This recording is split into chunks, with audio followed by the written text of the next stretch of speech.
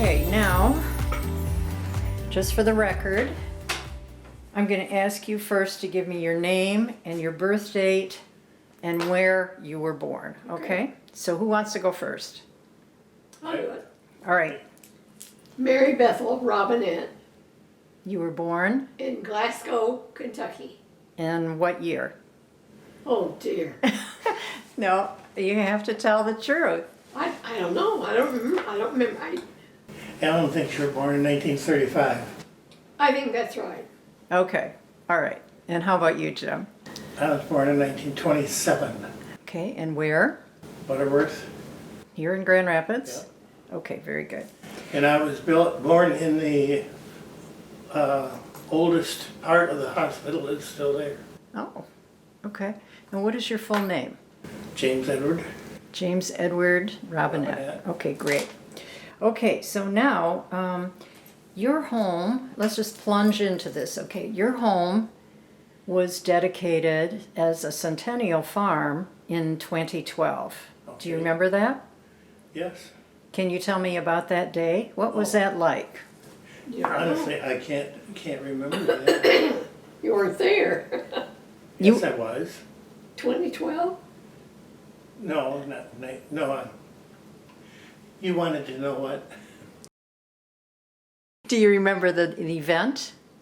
You got Well- to have a big plaque. Yes. What was that like, knowing that your farm was 100 years old in your family?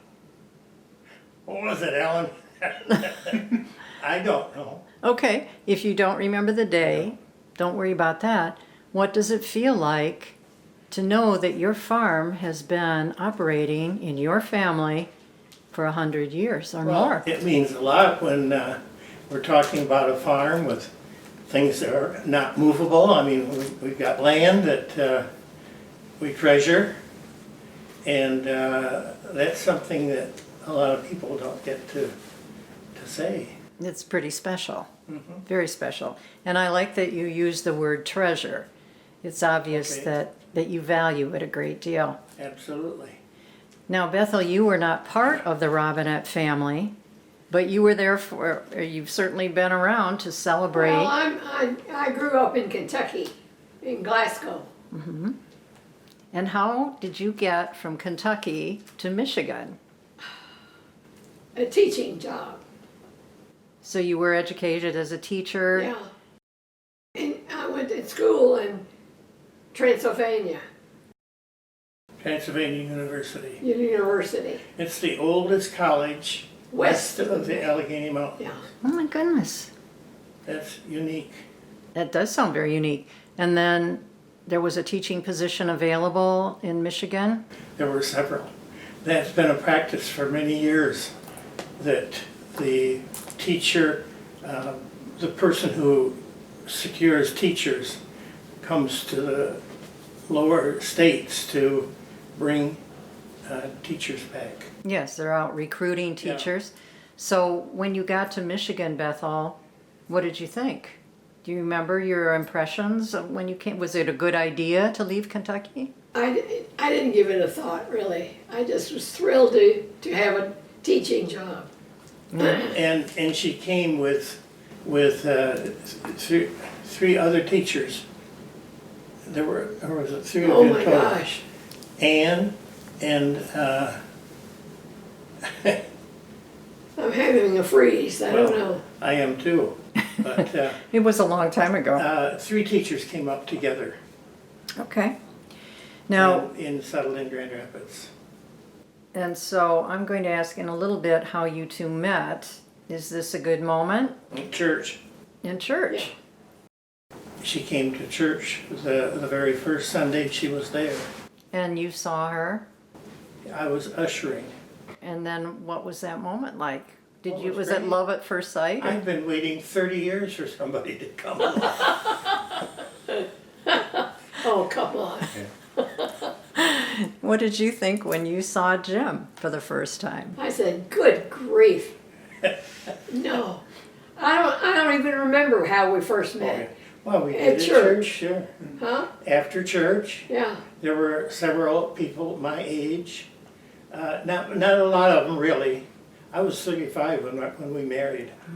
But we, as young, we were called misfits, weren't we? And we decided we were going to go for a ride, a fall ride that day, right after they got there. Right after church? Mm-hmm. Wow, you move fast. Yes, we did. Well, we had to. Money, money, money. Okay. Now, Jim, I understand your great-grandfather was named Barzilla. Yes. That's a very unique name. Yeah. And I understand that it's biblical and Yes. it means iron or strength.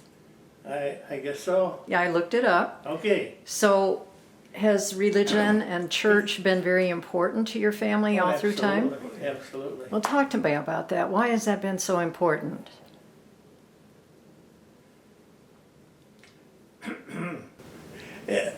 Something to do, how's that? Well, if you grow up as a youngster and go to church and Sunday school, it's a part of you. And it's always been that way for me. I always go to church. Yeah, she came with two others when they came to Grand Rapids to teach. And they located on Lake Drive at Cherry. And they you came alone to church really that day, didn't you?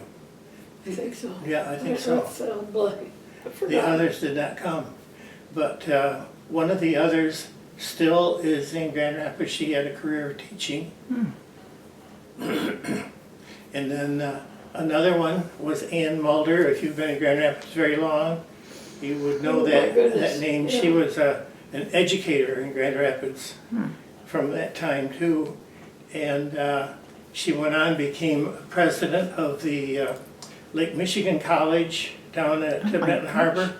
And also she became very involved in high schools in Grand Rapids.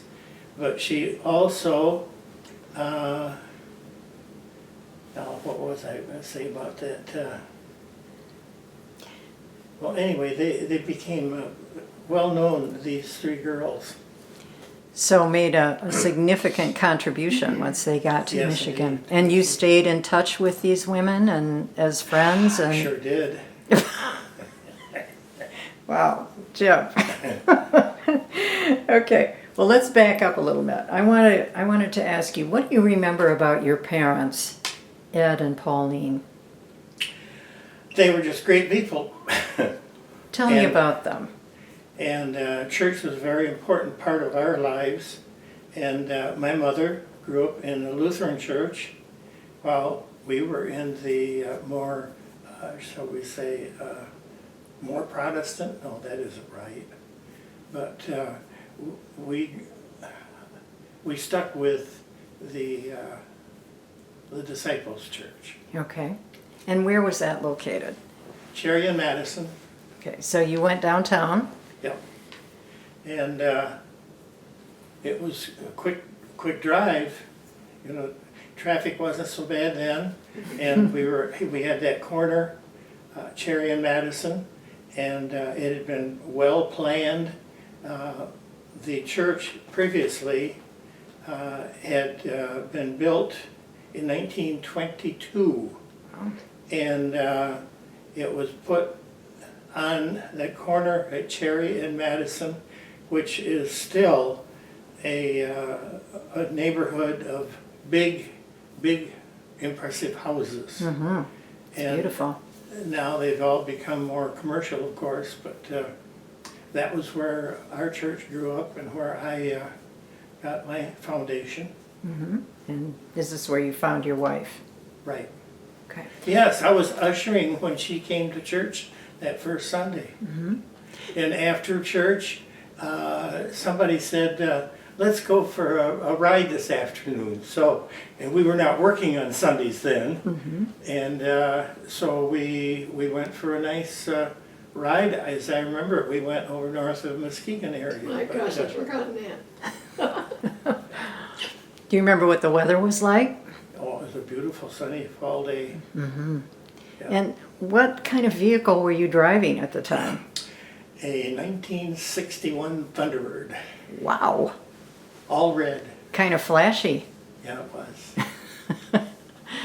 Mary Bethel, do you remember that car? When you saw that car that you were going to get into with Jim and go off for a ride? I don't remember it, Oh my goodness. but I'm sure if I see the color, it would come back to me. Yeah, because Jim probably thought that was a real important flashy car to attract you. See, I grew up in Glasgow. Uh-huh. And you didn't have a flashy car, huh? No. Okay. My folks were in the dry cleaning business, Oh, okay. so I always had clean clothes. That's important too. All right, so Jim, let's go back to your brother and your sister. What was your relationship like with them? Very good. My brother was just 13 months younger than I. And so we did everything together from church to finishing college. We were together almost too much. and my sister stayed in Grand Rapids and taught here. Now, what were their names? Janet. Oh yeah, Janet. Okay. Which one of them was not too crazy about farming? My brother, Your brother. Okay, what did he end up doing?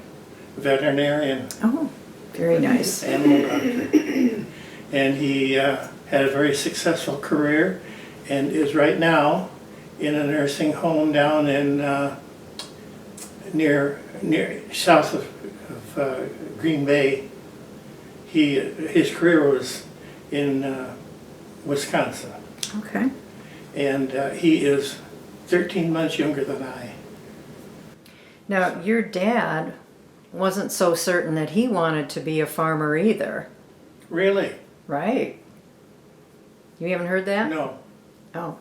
Well, initially, he decided he didn't want to be a farmer, and your grandfather bought your farm Yeah. when Ed changed his mind.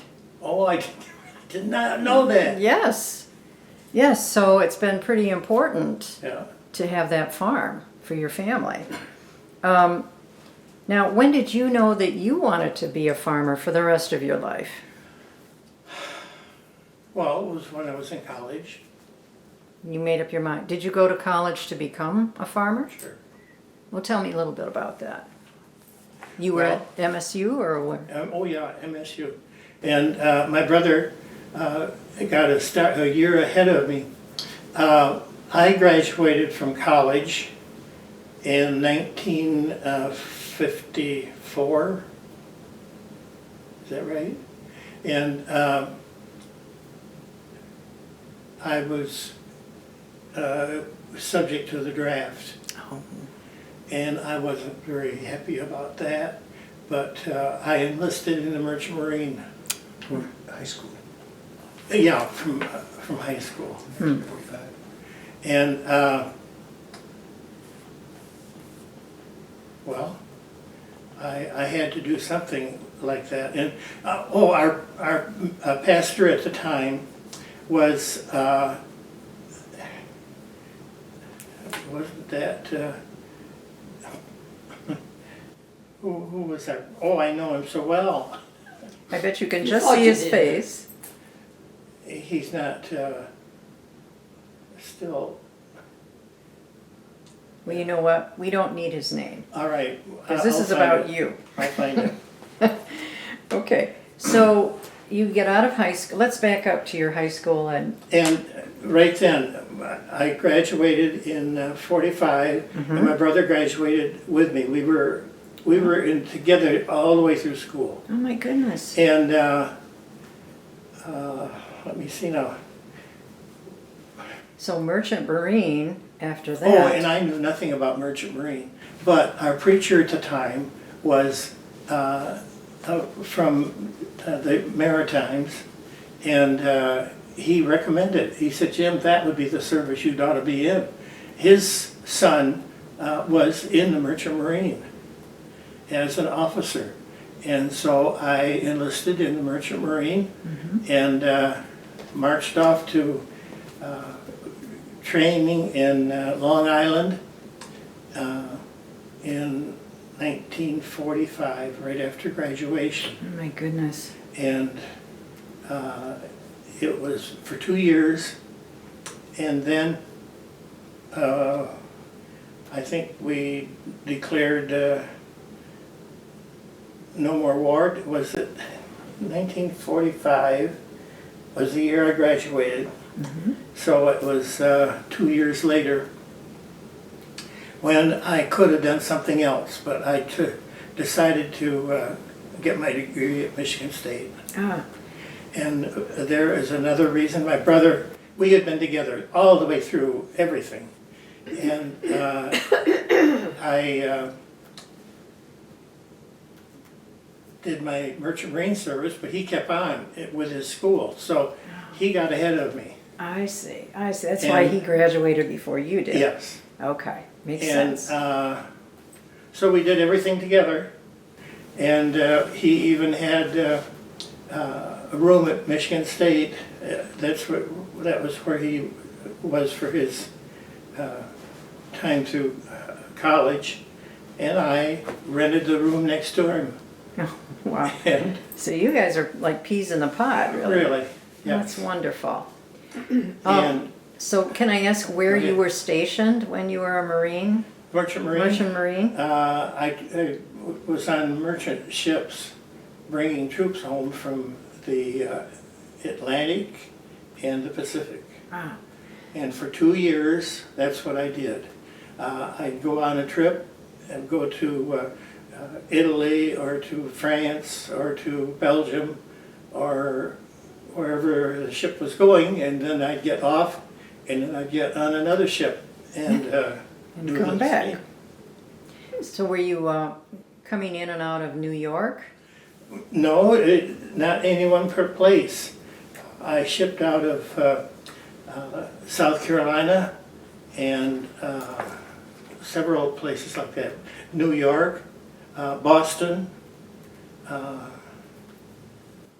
I think that's enough for right now. Probably. So I just want to ask you one more question. So what was your impression when you were receiving these veterans coming home? What was that like to be on a ship with those men who had Well, experienced? I didn't have any contact with them because I was working on the ship. I was serving meals or doing something like that. I never was in the cook department cooking, but I saw what else was happening on the ship. And that was really just 2 years that I served on ships. And then no war right then, and so I enlisted in Michigan State.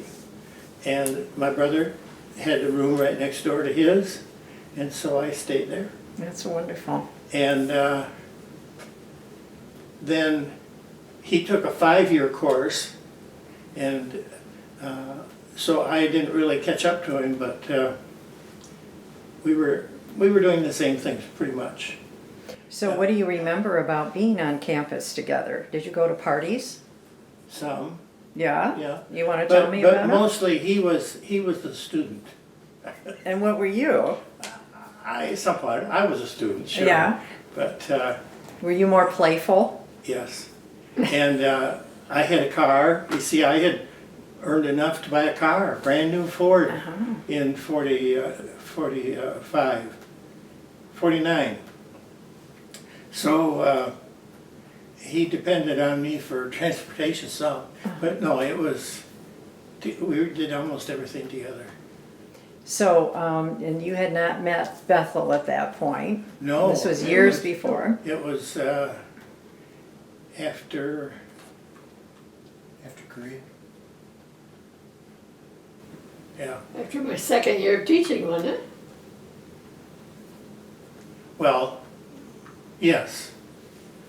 Yes, we became engaged, I guess that was at, I don't remember now what year that was. I can find it, but I can't think right now. All right, well, let me ask you, Bethel, do you remember what it was like when he proposed to you? No, Oh my goodness, Jim, you have to remind her. I'm sorry. Well, I can because everything was done through our church. Oh. We were the young misfits. Well, tell me what you mean by that. That's an interesting phrase. Misfits. How are you Well, misfits? most of our contemporaries were through school by this time, and we were more or less loners, I guess.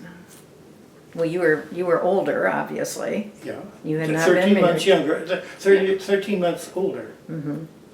But so, can you refresh Bethel's memory about how did you get engaged? Well, that first Sunday that we met, I said, how would you like to go for a ride this afternoon? We're going to go, I think we went up to Hart, Shelby area, and she said, why sure, she'd like to do that. So, I think... Boy, you're making memories coming out my ears. I think there were probably 6 of us. Now, we didn't go on the Thunderbird, 6 of us, no. But we did do things that together. And we skied in the winter. We did lots of things like that most of my contemporaries did not do. You loved the outdoors. Well, and the others had responsibilities. They probably had children, and so they didn't have the responsibilities that I had, really. So when did you make up your mind that you wanted to marry her? She stood there waiting.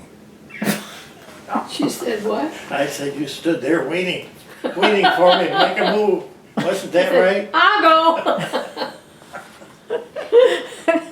Well, you two sound like you had a lot of fun together. Oh, we did, and we did all the way through school. It was fun. Okay.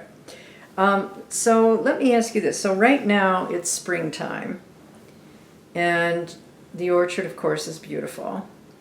So I'd like you to just indulge me for a moment. Could you just kind of close your eyes and tell me what does it look like out on the farm?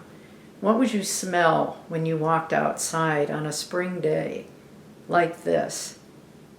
Well, this has been an ideal week or more that we've gone through right now.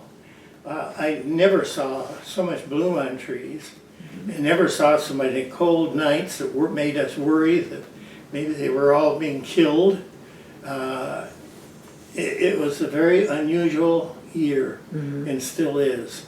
And then I wake up this morning, and what they say it was, 38 degrees or something like that. I kept thinking, when is this going to quit? When are we going to get decent temperatures? But when you're in the work that we are and have become involved in the investment in it, you have to stick with work. So you've had a lot of years where spring might be uncertain. Oh, terrible. But I think this is the worst I can recall ever. Really? And I think you probably have heard people say that. Haven't you? 2012 was That bad. what do you compare?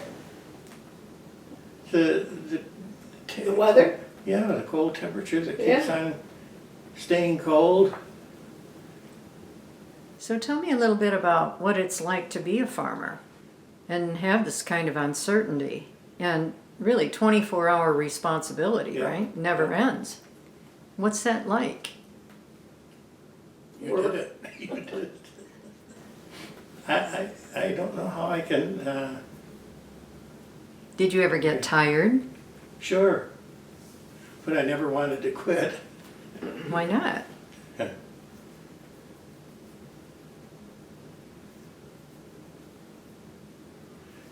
Well, I had to do something. Yeah. Did you ever feel like you were obligated because your dad had the farm before you? I and- think so. So was there ever anything else you wanted to do besides be a farmer? No, Well, then you must have liked it more than just an obligation. Oh, yes, yes. Yeah. Okay. All right, so let's see here. So Bethel, let me ask you. You did not come from a farm, did you? No, I'm from Glasgow, Kentucky. Right. So did you know anything about farming? Not a thing. Not a thing. So here you are I married. had a good friend who was on a farm, and I would go there often, but I didn't do any farming. Right. So now you marry this guy who's a farmer. And not only that, his family has been a farmer.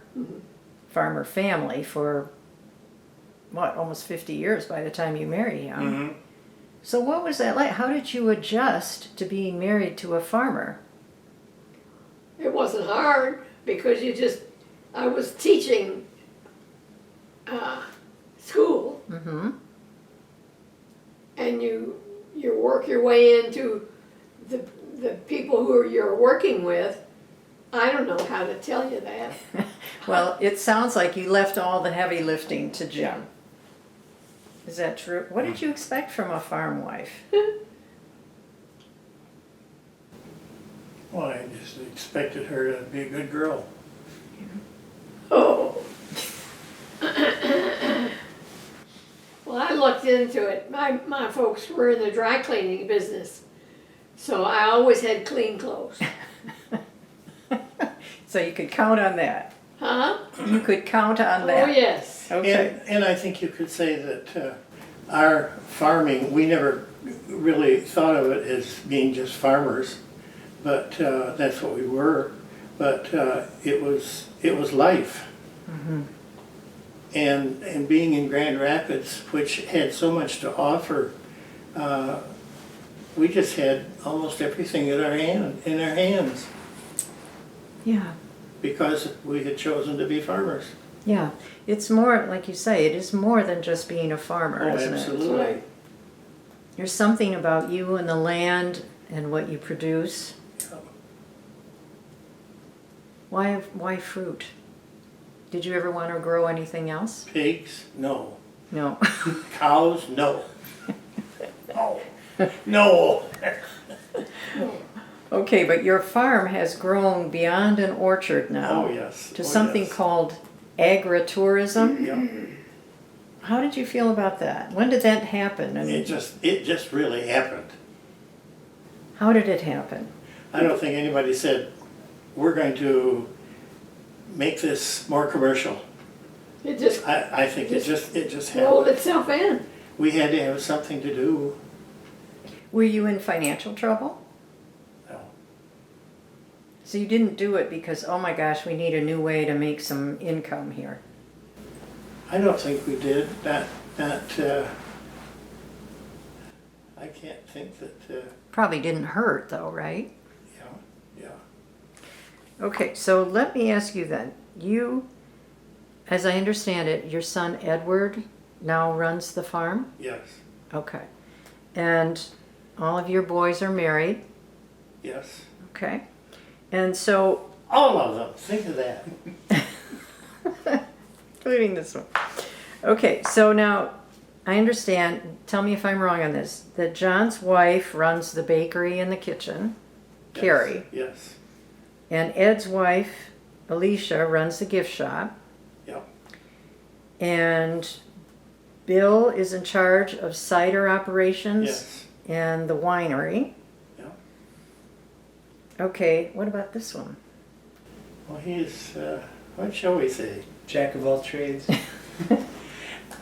Allen, I am just very proud to say, is very interested in relations with other farmers and with the Michigan State University also, and Michigan Farm Bureau, which is very, very important. Yes. All of that goes together.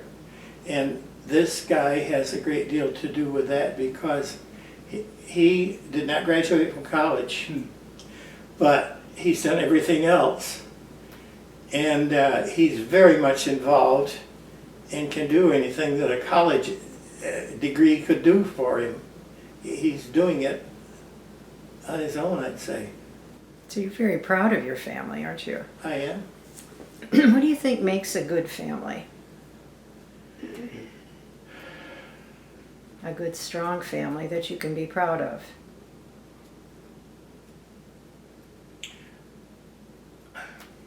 I don't think I could say good luck. Well, that might have something to do with it. Well, I You think had it- healthy kids, I right? wanted to say that. Yeah. But how did you bring them up so that they would make the most of themselves? Well, probably we got them involved in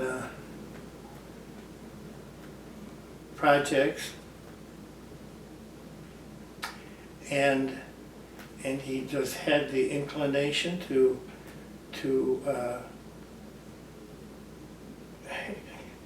control a meeting. He's developed a desire to learn how everything works. And you were able to teach that. Well, I didn't know I was teaching, but sure it worked. You did a good job. Well, I'm very pleased. It sounds like you have a lot to be proud of. Yeah. So Bethel, let me ask you, did you ever argue about how you were going to raise your boys? I don't remember having any big differences. No, I don't. I kind of took care of the The little ones. school kids who came to the farm and helped them go to see what it was like to be in a farm.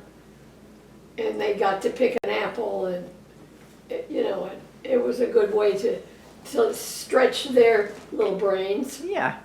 Mhm. Teaching them out of experience. And what about when your daughters-in-law got involved in the business? Did you help them understand the life that they had married into? I think they just moved in easily, didn't they? I don't remember any problems. No, I think that we have made places for them to do their work. Mm-hmm. I don't want to take over, but Well, take that's the over. way it looks Jump in.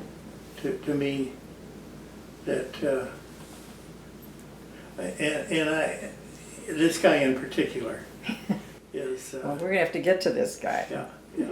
Okay, I have one other question here about government, because I understand that your family has always been involved, Yeah. deeply involved, Oh, yeah. in not just working on the farm, but and all the other things you've added to Sure. it.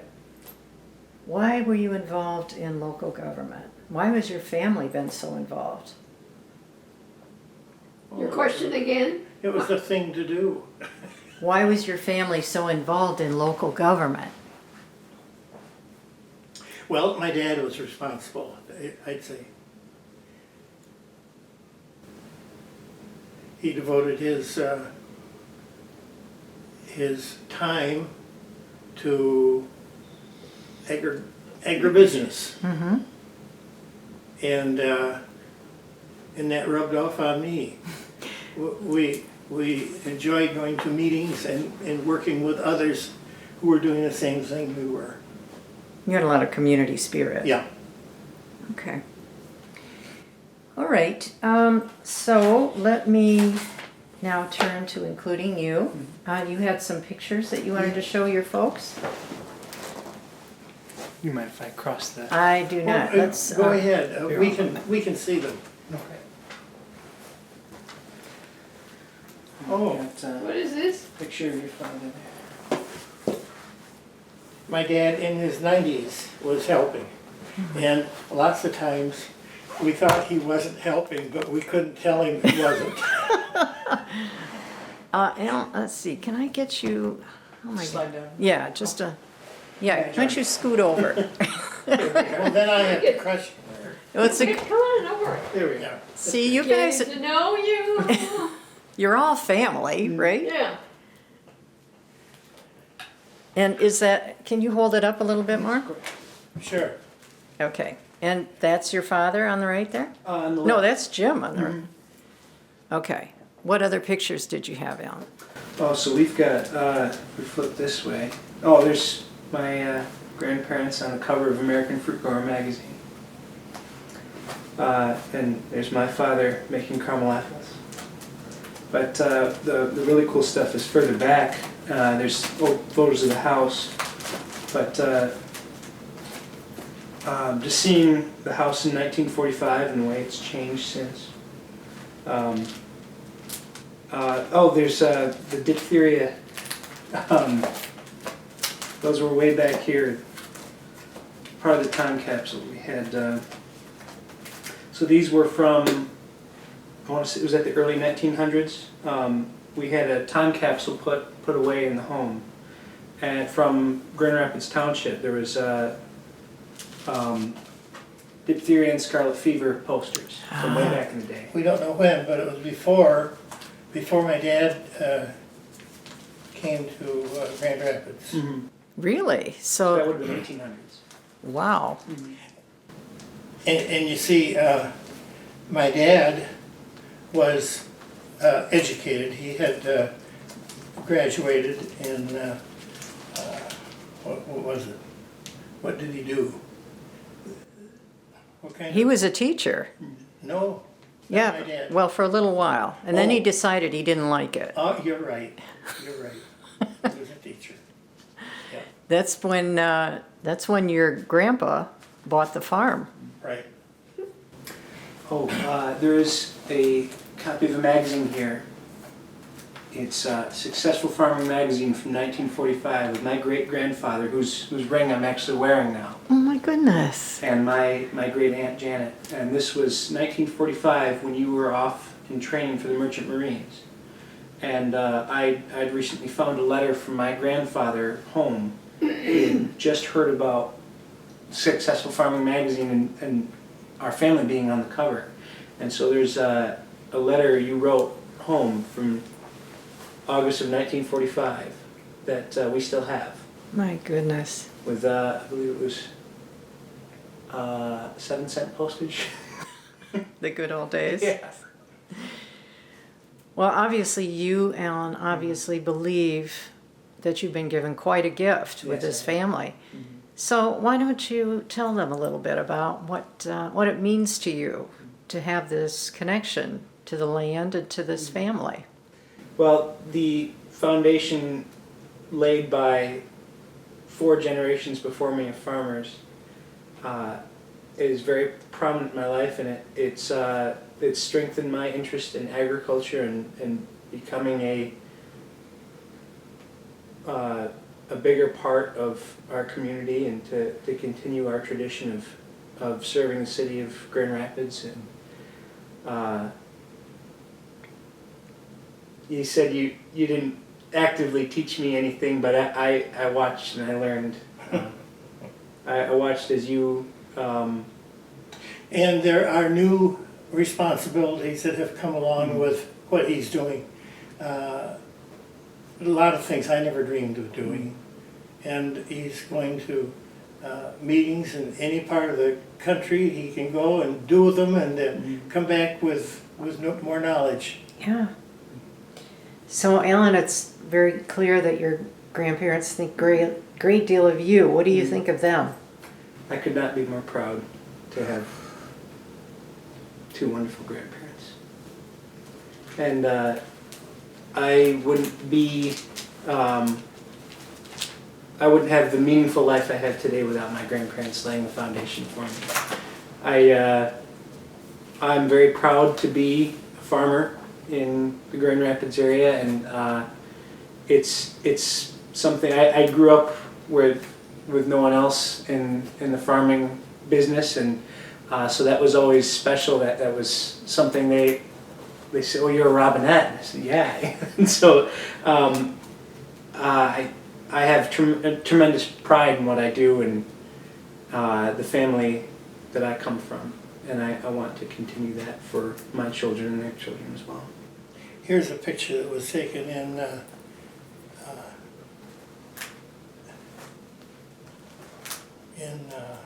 That was on a cruise, wasn't it? yeah, and we went into a a palace there. That was in Morocco. Oh, Oh my gosh. more grandchildren here.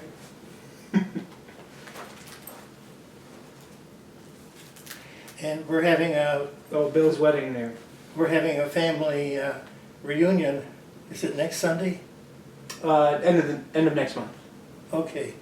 And this was a family reunion here. Well, I've heard that you had like 300 members of a family. Well, I don't know, but it might be. It might be. All over the United States coming together. Yeah. Will it be that big? I believe so, and this is the 150th Schaefer family reunion. So that's my great grandmother Pauline was a Schaefer, and this is her extended family, and they have an annual reunion, and this is the 150th. My gosh, that's quite an impact. Mm-hmm. Well, Jim, is there anything else that you just mentioned a trip to Morocco? Are there other things that? Well, he gets to see lots of other interesting places in the world already, Yes. and that's going to continue with him forever, I'm sure. The ability to appreciate what other people are doing. And what about you? Was there anything else that in your lifeline that you learned from or made a significant impact on you? Something that you'll be grateful you remember? Well, I think not as well developed as what he is doing, but attending meetings in other places and learning what others are doing with a different outcome. So So you've been a lifelong learner as well. I think so. Well, I think you've done great. Okay, well, I think that's it. I appreciate it very much, Helen. It was wonderful.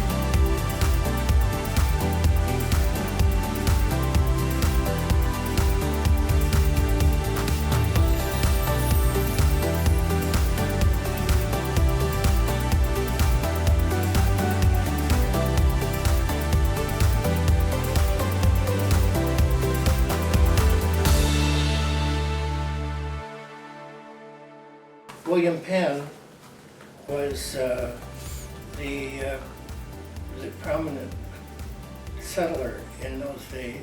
Yes, he founded Pennsylvania. Pretty prominent. Are you related to him? No.